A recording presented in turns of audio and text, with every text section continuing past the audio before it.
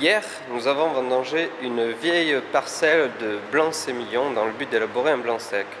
Un petit mot sur le sémillon peut-être, en fait c'est un cépage assez vigoureux qui produit de belles grappes dont la particularité est d'avoir des graines de raisin à la peau épaisse. Donc en général c'est le cépage de prédilection pour faire des blancs liquoreux. Donc cette année on va essayer de faire du blanc sec avec. Aujourd'hui nous allons parler de la vinification en blanc. C'est-à-dire de l'élaboration d'un blanc sec. Donc voilà une affiche qui récapitule les vinifications en blanc et en rouge. Aujourd'hui, ce qui nous intéresse, c'est que les blancs. Donc les grosses étapes en fait des vinifications, c'est la vendange bien entendu pour avoir du raisin. Donc le raisin est récolté à maturité. Ensuite le pressurage. Donc on envoie à la presse pour écraser les baies de raisin et récolter que le jus.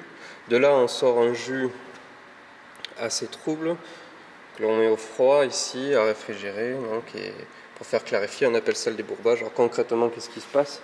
Il se passe ça en fait. Donc voici un jus de raisin qui est tiré sous la presse, relativement trouble, et le but c'est de le faire déposer avec le froid. Donc là voilà l'exemple dans la bouteille.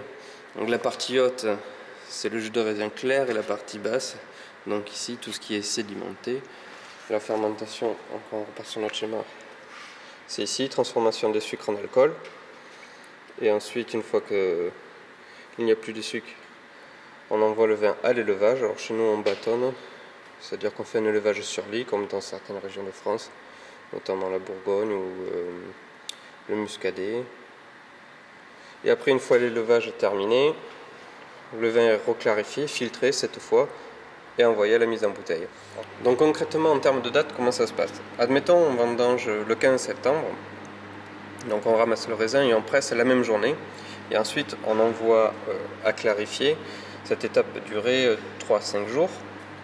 Puis une fois le vin clarifié, les fermentations commencent.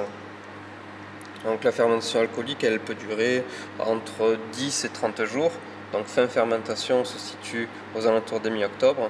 Puis on envoie le vin à l'élevage, donc élevage ou en barrique ou en cuve. Et cet élevage-là va durer en moyenne 60 jours. Donc fin élevage, on est le 15 décembre. Et disons que le 15 décembre, on peut filtrer et mettre en bouteille la même journée. Donc au plus tôt, on peut avoir un vin prêt aux alentours du 15 décembre. Donc nous, on préfère attendre la fin de l'hiver car le froid va stabiliser le vin. Et donc en général nos vins ne sont pas en bouteille avant le mois de février-mars.